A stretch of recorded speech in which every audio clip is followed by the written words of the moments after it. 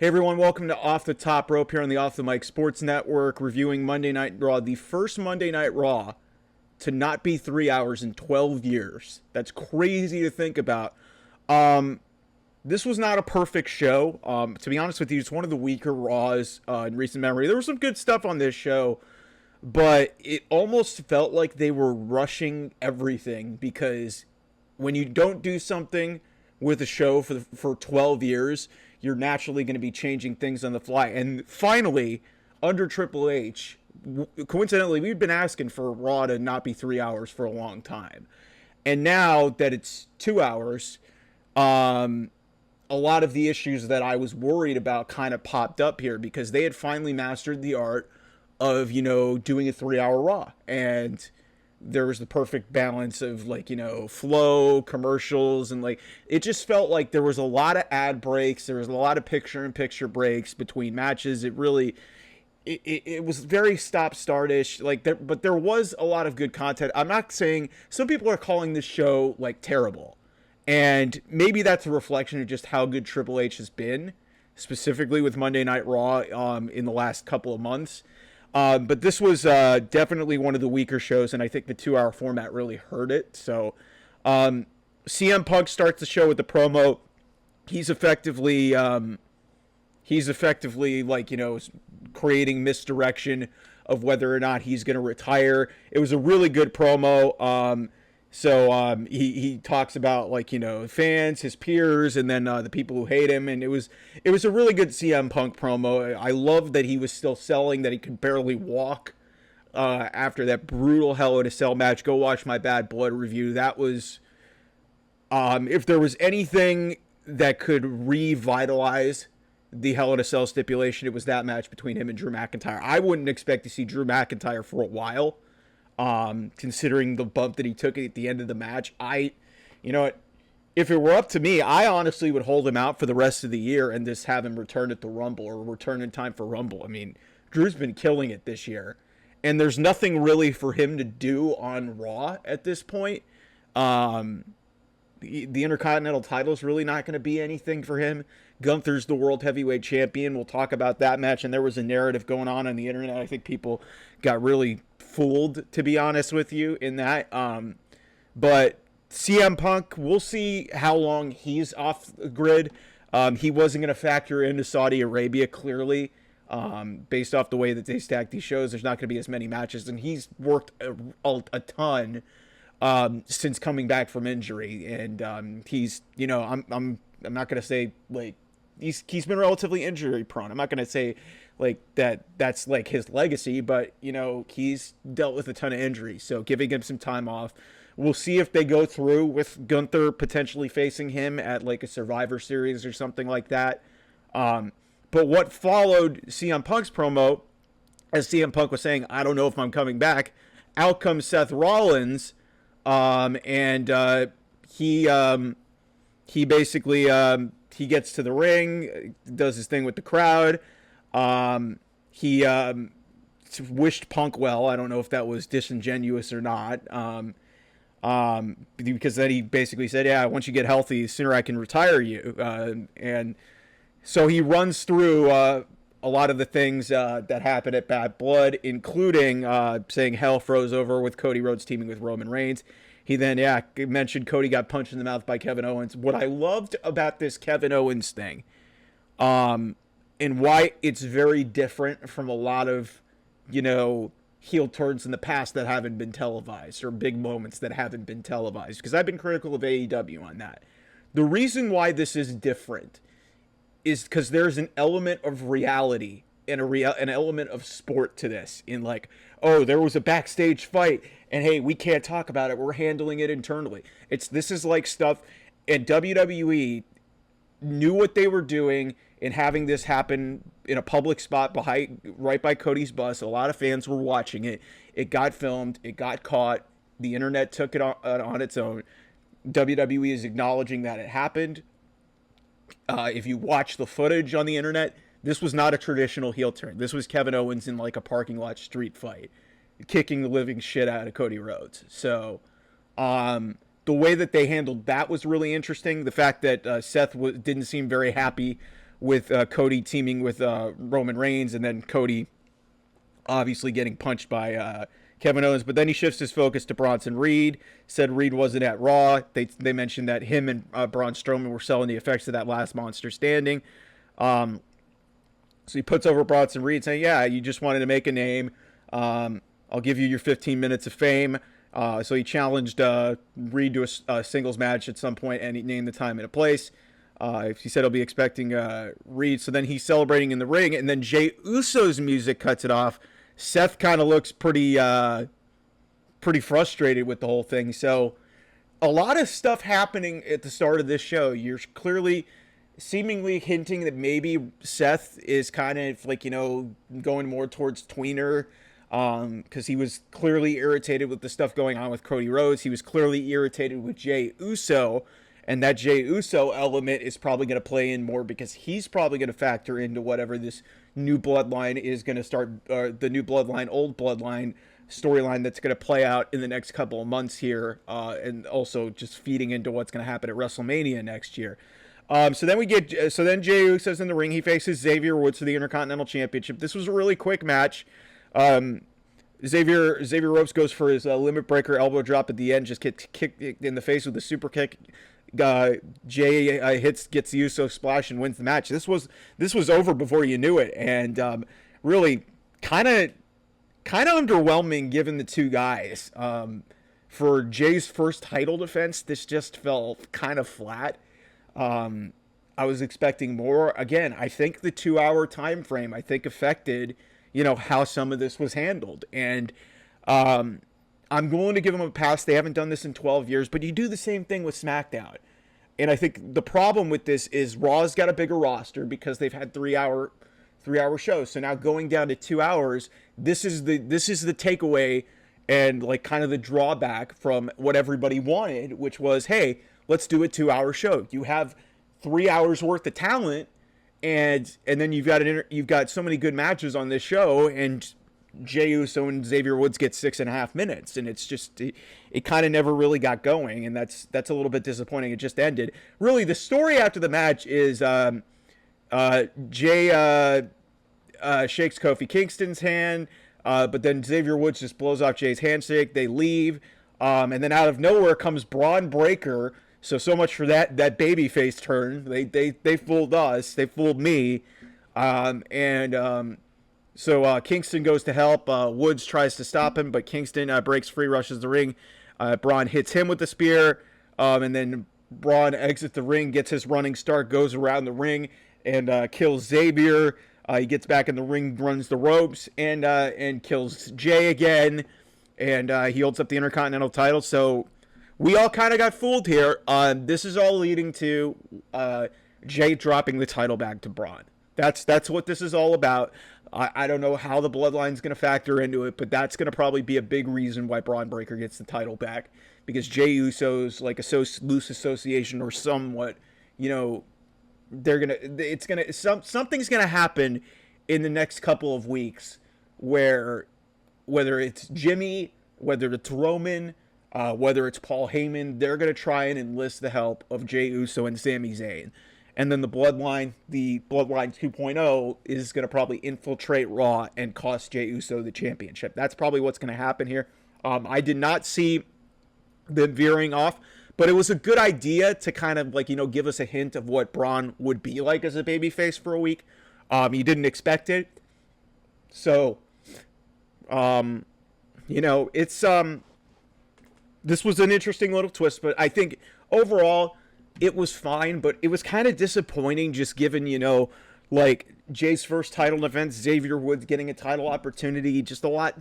The storyline elements were better than the match itself. So then a Rhea Ripley video package plays, talking about the whole incident at Bad Blood. A lot of reporting saying that this was a botch, that it was supposed to be a pinfall win for Liv Morgan. Listen, if it were executed properly, maybe I'd think differently, but you know what? The DQ finish is fine, but something just felt off about that match. And like I said, there wasn't anything too inherently memorable about the match between Rhea and Liv. It was more about Dom. So It'll be interesting to see this new progression with Raquel Rodriguez. But basically, Rhea in this video package said Morgan continues to prove that she can't beat Rhea by herself, and that she's just delaying the inevitable to bring Raquel because she will go through both of them. So this isn't over. I know a lot of people are a little upset that this feud isn't over. My response is, like, what do you guys expect is going to happen? These are the two best women on Raw. There's nobody even close to these two in terms of, like, viability and just, like, the numbers dictate it, like, whether in ratings or social clips and whatnot. This feud is connecting from an entertainment perspective. Wrestling wise, it's been fine, but there's nothing that's even going to approach this. Some people will try to point to Io Sky. All due respect to Io and Rhea, or Io and Liv, is not registering nearly at the level for a potential WrestleMania program quite like this. So they're delaying it. They're putting this down the road, and I think there's a lot. I've said this before. There's a lot more to be gained from Rhea being a babyface, chasing, and then getting her moment at WrestleMania next year, in finally conquering Liv Morgan in the Judgment Day. I think that just makes a lot more sense. And Triple H has done a great job with long-term stories and, stretching things out further than we think they can go. So then there's a fire letters. It says PFR. I think it's the Viking Raiders, but I don't know. We'll see. So Jackie Redmond tries to catch up with Braun Breaker. Braun Breaker just looked at her and walked away. They're talking about a change of heart. I think this was all a ruse. So we talk about there's highlights played of the Crown Jewel Championship. Listen, I get why they're doing this. This is kind of just a stopgap thing, but it's not really. I don't like how they're kind of just putting their champions in this situation just for a belt that's relatively just going to mean nothing. But that's Saudi Arabia for you. So they've got a contract with them. They've got to fulfill it. So if you're not going to do title matches there, then you might as well do something like this. It's just it's going to kind of suck that somebody's going to have to take a pinfall. But like Cody Rhodes, the thing is Cody Rhodes, he could probably take a pinfall because he's just that bulletproof. Like, hell, he's taken some pins this year. I don't think Gunther can lose that match. Like I said, I'm already kind of spoiling you guys, but you guys are probably watching this review, probably know what happened. We'll see if it's Liv and Nia for the women's Crown Jewel Championship, but this isn't for me. Again, they play up the whole Kevin Owens attack. Wade Barrett brings it up. Joe Tessitore cuts him off, saying, "Hey, Triple H pointed out, yeah, they'll deal with this internally." Then we get Cody Rhodes holding his title belt. He's backstage. The feed, there were some production issues here. I think they were kind of just trying to delay time to get to what was the next match, which was the Donnybrook match. Before we get there, Karrion Kross is talking to The Miz, who said there's no Miz in the Final Testament. There's a Wyatt 6 symbol that flashes, so that clearly tells you that they're going somewhere with these two. Miz said what he did to R-Truth was for himself. R-Truth basically plays dumb. He says, yeah, I'm not in the Judgment Day anymore. He said he forgave The Miz, and then Miz took issue. Truth took issue with Miz attacking him, saying it was on purpose. And basically, one thing led to another. Truth was like, yeah, I'm going to go fix this with Pierce. And, Miz stopped and said, yeah, I'm going to face you in a match next week. So it's going to be Miz and Truth next week. The Miz and Truth team was fine, but it had a shelf life. And once they lost the titles, you knew it was a ticking time bomb. Miz is just not a great babyface. We may all like him in real life, but, he's not a babyface. It's some people are just not cut out to be good guys, and Miz is a very good heel. Then we get the good old-fashioned Donnybrook match between Sheamus and Pete Dunne. This was, Sheamus is going to be 47 years old in January. And this guy, week after week, goes out there and puts his body on the line. Mind you, his career has probably been threatened on a couple of different occasions. Like, he's had stenosis, he's had back issues, he's had a bunch of stuff physically that's gone on with him.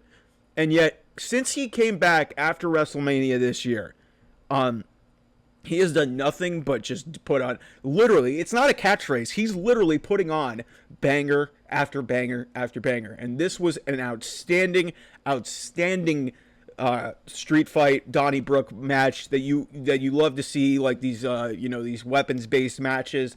Spot of the match, like I said, Sheamus pushing 47 years old. There's a couple of tall whiskey barrels, and he does a white noise off that through two tables. My sister audibly gasped. I audibly gasped because of just the fact of who was doing it. Props to Pete Dunne for taking the nasty bump. One thing leads to another, and Pete Dunne gets control of this match late. But Sheamus is zip tied behind his back, and then he's able to hit two bro kicks, and beat Pete Dunne. And this was a big time, statement win. Pete Dunne's been really good. I know he hasn't won terribly much, but he's mattered a lot. And dare I say, the injury to Tyler Bate might have done a world of good for Pete Dunne in, putting him and kind of pushing him into this, this old school bruiserweight character, and, using the Butch, name as kind of like a problem and an issue that he had. So I really enjoyed this match. Not surprised that, I would have been fine with either guy winning. Sheamus winning in the manner that he did, doing the spots that he did. Like I said, it's not just a catchphrase. The guy has been putting on this year banger after banger after banger.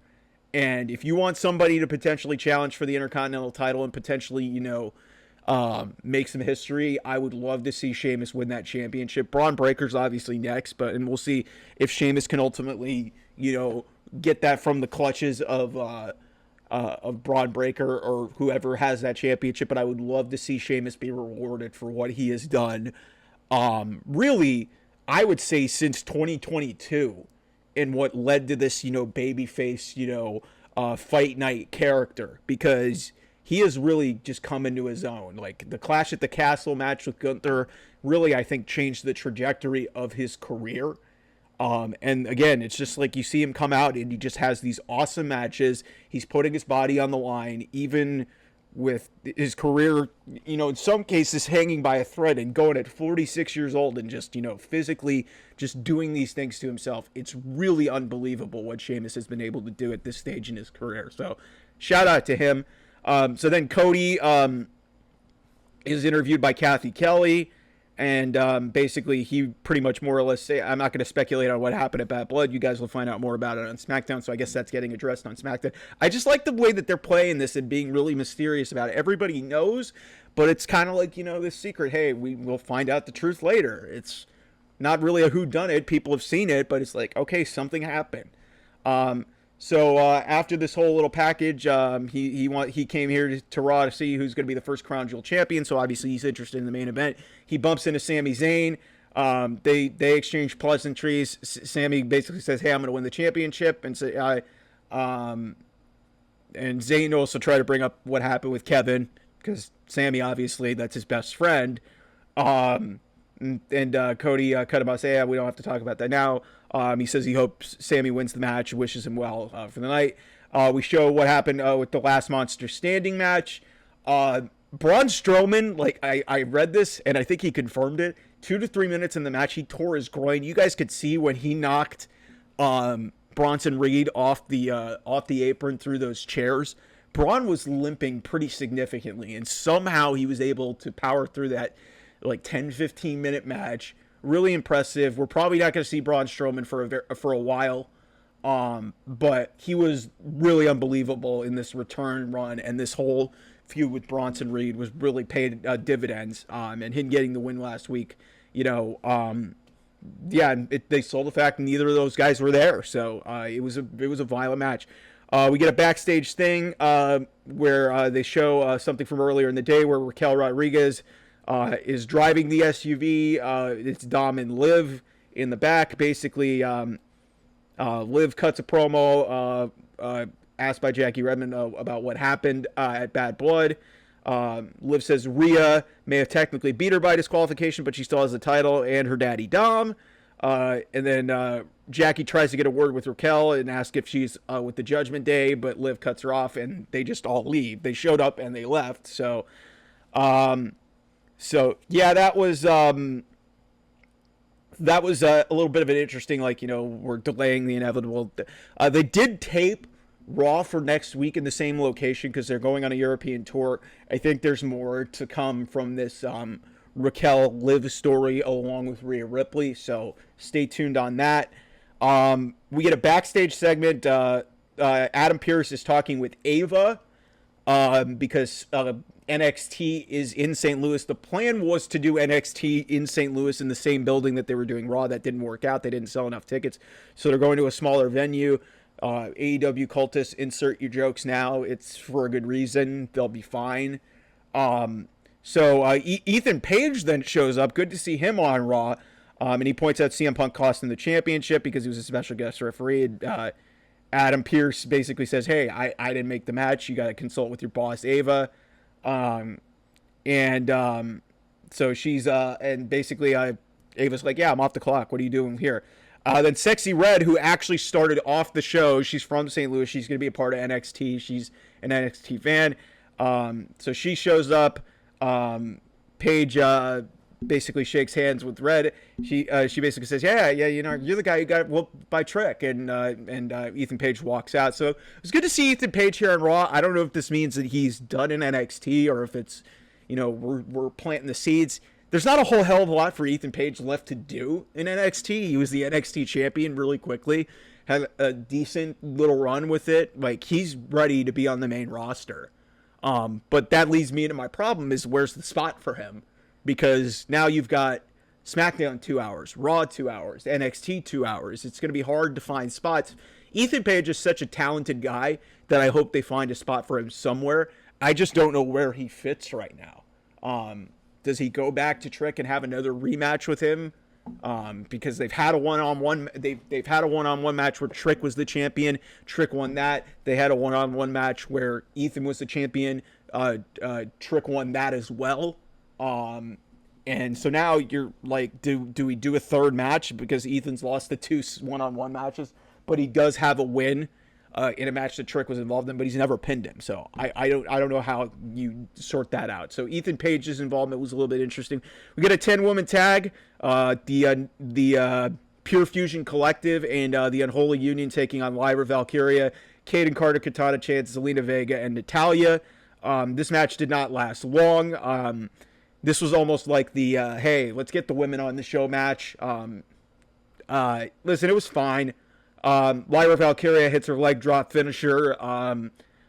There's just no buzz with the Pure Fusion Collective. There's just audible silence. It sucks because there's so many talented women in this division and they're trying to get this over. It's not working. I love Zelina Vega. I love the Party Girls. I love Lyra. I love Natty.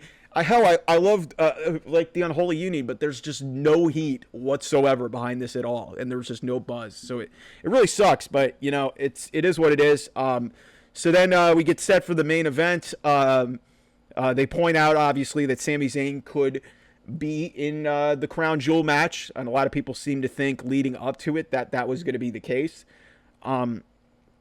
They then showed some footage from the Punk McIntyre match. Again, if you haven't gone out of your way to watch that, go watch it. It's one of the best Hell in a Cell matches I've ever seen.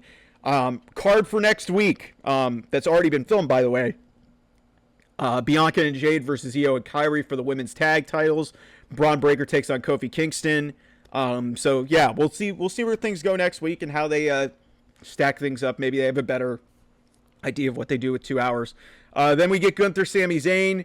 This match was awesome. I don't know if it was as good as the WrestleMania match, but this was very different. It really showed the resiliency of Sami Zayn. There was a spot near the end of this match where Gunther hits a clothesline. He then powerbombs Sami Zayn, does the stack up cover, but Sami kicks out at one. That was a great spot. But then Gunther gets the sleeper hold on, and Sami just passes out, and then the match is over. Gunther retains.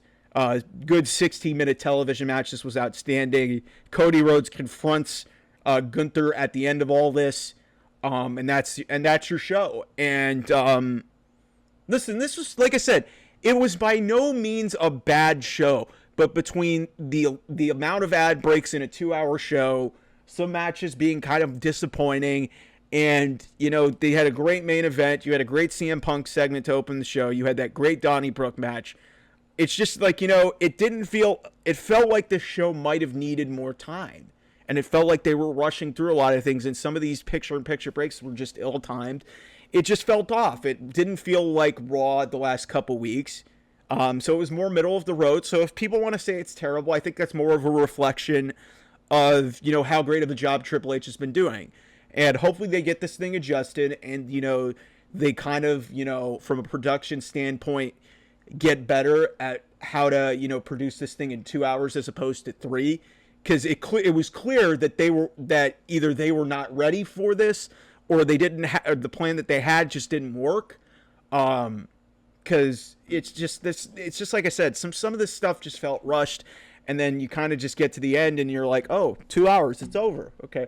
I honestly was expecting an overrun, to be honest with you, because most of the other USA shows that they have, whether it was NXT, which is now on CW, or SmackDown, they have an overrun. So I was a little bit surprised that they didn't get the overrun here, and they're just going to go with a straight 2-hour show. What'll be good when Raw goes to Netflix, there won't be a hard end time. It'll probably be set for a 3-hour block, and maybe they could go over. I really don't know the reasoning for why they are going to 2 hours, but a lot of people were excited. But my big takeaway from all of this was, for the first week, there were some problems, and they do need to get fixed. It wasn't a bad show. It was a fine show. I do need to address this first. I don't know why people in their right mind thought that Gunther was losing this match to Sami Zayn and taking his set. He's only been pinned once on the main roster, and that was by Sami Zayn at WrestleMania. He literally won the World Heavyweight title 2 months ago. But because he had a confrontation with Bill Goldberg at the pay-per-view, who, by the way, he's from Atlanta, so of course he's going to be there. So they're going to pump that up. And, you know, maybe they're planning it in our minds to maybe think, oh, God, will they really do that? And maybe it helped in creating some doubt in this match that Sami Zayn was going to potentially win. But what sense would there be in that, oh, just to have a match with Goldberg? What? It didn't really add up to me. There was a lot of people that were sending out some weird tweets saying it's going to happen. Sami Zayn's going to win. Sami's going to face Cody. Gunther's going to face Goldberg. It's a Saudi Arabia. Guys,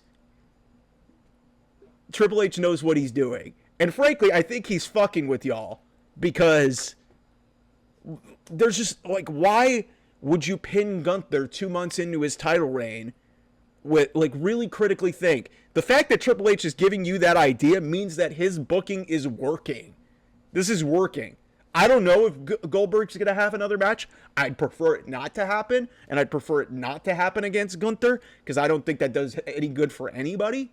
But they were not going to sacrifice their world champion in Gunther and lose a match just to do a match in Saudi Arabia. That was never going to happen. So overall, like I said, kind of a middle-of-the-road show. Nothing inherently terrible on Raw, but we'll have a lot more throughout the week. There's some AEW stuff happening this week. I think I'm going to try to see if I can watch Wrestle Dream, because it may be Bryan Danielson's last match for the foreseeable future, and that's one of the main draws to it. The rest of that card does not look good. But yeah, the big night in wrestling on Tuesday, there's going to be Dynamite going up against NXT. I fully expect NXT to beat Dynamite. It may be close because it's not as stacked of a show. But like AEW did not do well in the ratings in proportion to NXT last week. So we'll see how that goes on Tuesday night. And then obviously Friday Night SmackDown, we'll probably get a lot more answers in regards to the whole Kevin Owens situation. And also what is The Rock figure in all of this? Because there was something that went around social media over the weekend where Solo was in the crowd scene saying it's all part of the plan. So is The Rock coming back for Survivor Series? and is the rock behind this new bloodline against the old bloodline. So a lot to get into later in the week. Thanks for tuning into this edition of Off the Top Rope. I'm Mike Mayer, and I will see you guys next time here on the channel. Talk to you guys real soon. Bye-bye.